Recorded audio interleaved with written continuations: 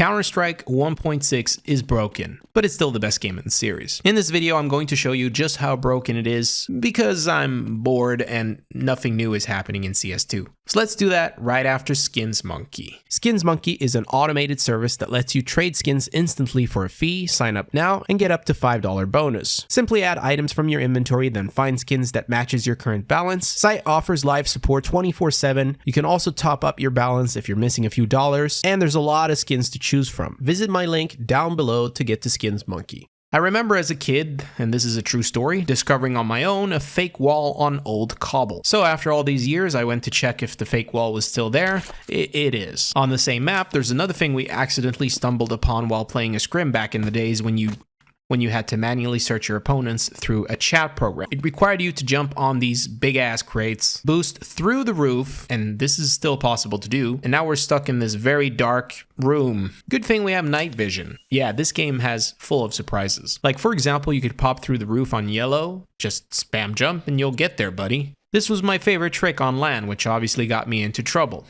Oh, and trust me, there's worse, like this boost over on Dust 1, which of course still works today. Pretty broke, I mean pretty cool, right? Another broken feature regarding boosting, which was even caught in 4K, or I guess in 144p, was a pro team boosting up the diffuse through the roof. This is real. And whoever came up with that is an absolute genius. But yeah, it's broken. In 1.6, you can throw weapons against doors and that will open them. You know, because that makes sense. But this spawned an old trick in the old playbook where you could throw your pistol to fool some noob into thinking you were opening the door. And oh, the grenades themselves are definitely dated, but also broken with pixel perfect throws through gaps. However, HE explosives take the cake. They do damage through walls. Now for all you new kids out there, this sucked, man. There was no way to escape your destiny. We even came up with strats involving stacking a couple HE explosives just to end someone's career through the walls. Should be illegal if you ask me. In 1.6, you can throw grenades into the sky so they hit that watery skybox. This broken part of the game allowed you to do several stuff like throwing nades into the sky that would just destroy everyone's lives and their computers. It was even used to sort of stop flashes mid-air as like an actual part of the meta. It was our way of right-clicking grenades before right-click existed. Another insane thing you can still do if you throw an HE onto the skybox, it becomes silent, and this would later on get abused because you would be able to hear them taking damage. Another brilliant broken feature, wall banging. I can stop there, but yeah, it's pretty bad. Once you get into Dust 2 tunnels as T, this is what CTs do to you, and you're screwed. Or how about this gem that I dug up with some of my friends just to be a real asshole?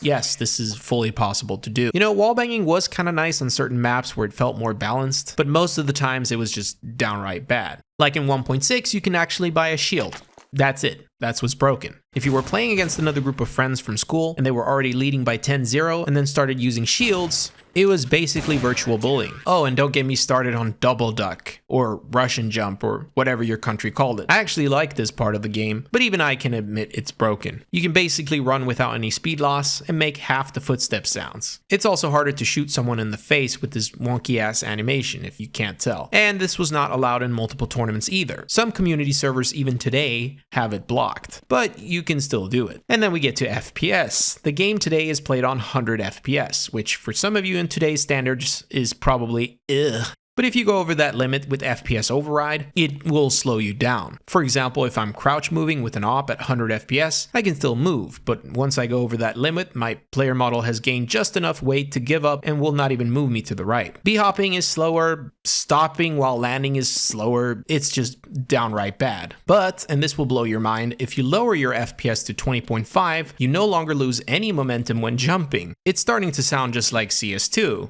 But have you seen this plant?